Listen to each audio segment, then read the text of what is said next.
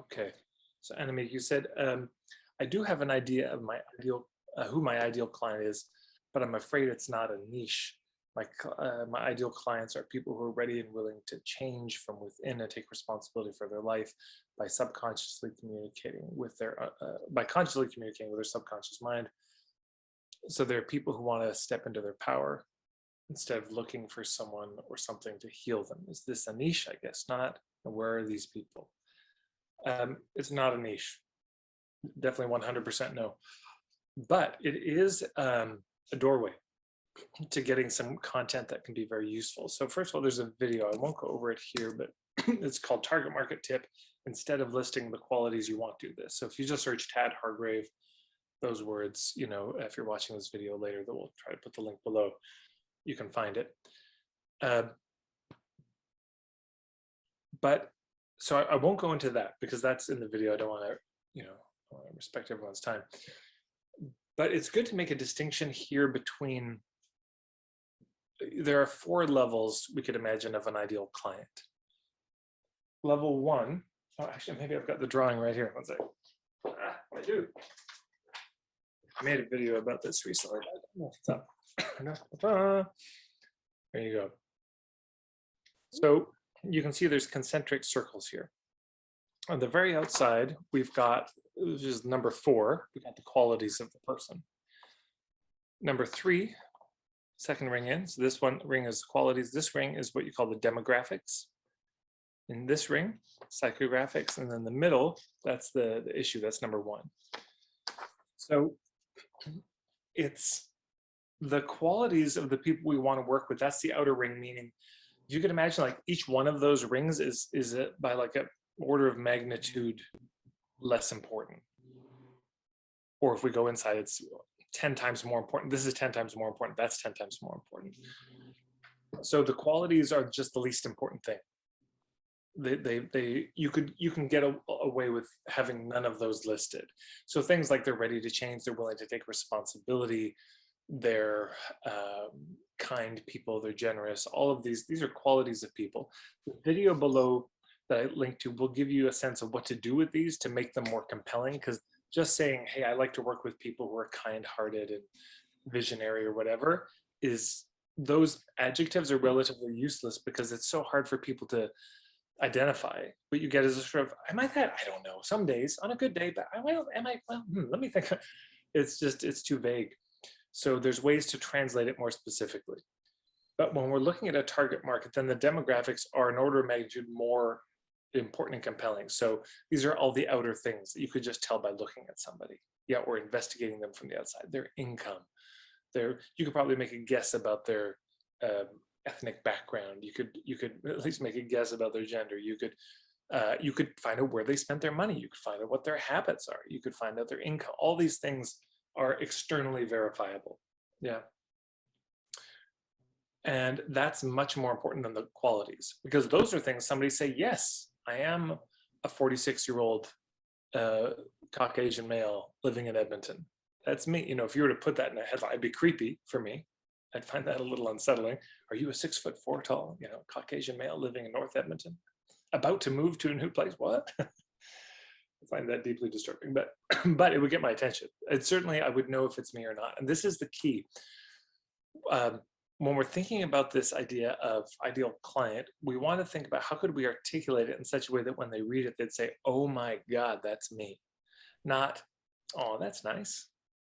That's good for you. Go get him, tiger. We don't want this kind of sympathetic response. We want to, yep, that's me. So demographics obviously get us much closer than, do you have a good sense of humor? Saying, do you fit in these demographic categories? People, they know if they're in that or not. But more important than that are the psychographics. That's another order of magnitude greater. So psychographics are the internal things, the kind of scenes that you're a part of, the values you hold. Are you vegan? Are you Christian? Are you punk? Are you anarchist? Are you into Burning Man? Are you a hardcore capitalist? Do you love Ayn Rand? Do you hate Ayn Rand? Do you love Trump? Do you hate Trump? Those are all psychographics. You can't just tell from the outside. And this is where people get into trouble. They make assumptions about somebody's psychographics. It's like, oh, well, you're black. You must hate Trump. Excuse me. And you make all these assumptions, and this is trouble. Oh, you're a woman, so you must like to cook. I beg your pardon. That's a psychographic. That's not a demographic.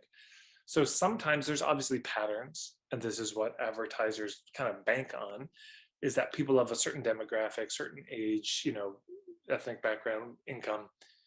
Yes, there are patterns, but it's you're rolling the dice. Whereas with psychographics, this is much more on the money. This is often what they're guessing at anyways with the demographics. And that's a big deal, because if I see something like, hey, are you a white male? I'm like, well, okay, yeah. But if it's, hey, are you a fan of Stephen Jenkinson, Martine Brechtel, and Bill Plotkin or something like this? I'd say, yes. This is much more deep in my heart. It's going to touch me more. It's going to have me resonate more. I'm going to want to pay more attention to that. But then the core, an order of magnitude much more important than that, is the issue. Meaning, the core metaphor I use in my marketing is, your ideal clients are on island A, they want to be on island B. Island A, there's some problem, some symptom they really don't like. They've probably hit a breaking point around it. And island B is this thing they're craving. They fall asleep at night just yearning for this thing. And of course, the more intense that pain and the yearning is, the more likely they are to do any damn thing about it. Because if not, why would they? There's the old joke about the guy who gets lost in the country, and he pulls up to a farmer's house. I'm lost. The farmer's sitting there in his rocking chair on the porch, and he's giving him directions how to find what he's looking for. And the farmer's got a dog sitting next to him, and the dog's just so miserable. And finally, he can't take it anymore. He says, "Sir, I don't mean to be rude, but your dog, is he okay? He seems in pain." It looks down and says, "Oh yeah, he's sitting on a nail." He's like, "What? Why doesn't he move?" "Well, it doesn't hurt that much." So it's important that it hurts enough. Not that, and this is important, not that we're trying to stick the knife in and twist it around. It's just that I remember a healer saying this about somebody, and she said, because they weren't changing, and there was something that clearly needed to change in their life. And I think she said it to him, actually, is like, "I think you just need to hurt more." And it wasn't a judgment. It was just, I think that's the reality. It doesn't hurt enough. So the issue is a big deal. It's either painful or craving. It could be negative, positive. It doesn't really matter. There's just got to be some tension between those two islands that would make them move. You can base all of your marketing on the issue. For example, do you struggle with lower back pain? Do you have regular weekly crippling migraines? Have you just gone through a painful divorce and you're feeling devastated, and and you're wanting to get back into dating, or whatever it is? What we're trying to do with the issue is paint a moment, a situation that these people are in, a breaking point, a story, basically, that they would hear and say, "That's me." And the beautiful part about that is, if you name that, you say, "Yeah, this is the issue I really want to help people with," and you name it. Anyone who is not that, they're gone, which is great. That's what you want. It's so respectful of people's time, rather than this whole long sales letter. And then you say, "Oh, but this is really only good or they come to see you and you say, "Oh, I don't specialize in that. I specialize in that." Just tell them up front. So yeah, this idea, I hear it a lot. I want to work with people willing to change, willing to take responsibility. And I would say that's a quality. Yeah. And I would focus on these three first. And then it's like the last thing where, and this can be in a sales letter, absolutely, or on a homepage, but probably more useful in a sales letter, because it could be positive and negative qualities. It could be, "Hey, if you're like this, let's not work together." So they can go there, and they could also go in if you find you're getting a bunch of these clients who don't want to take responsibility, who have no interest in the unconscious mind, and somehow they're booking sessions with you and it's a drag. If that's happening, then you can do some step before, or it's like, "Hey, before you book the session, watch this video or read this." And you can take the video that I sent you and turn these qualities into something more specific that they hear and they say, "Oh, that's me," or "That's not me." And then they don't bug you. If it's not, that's great. Because they may say, "Yes, I have that issue. Oh my God, I am a part of that scene. I do value those things. I totally fit those demographics," but that's so you could think about these as like, you know, a water filter.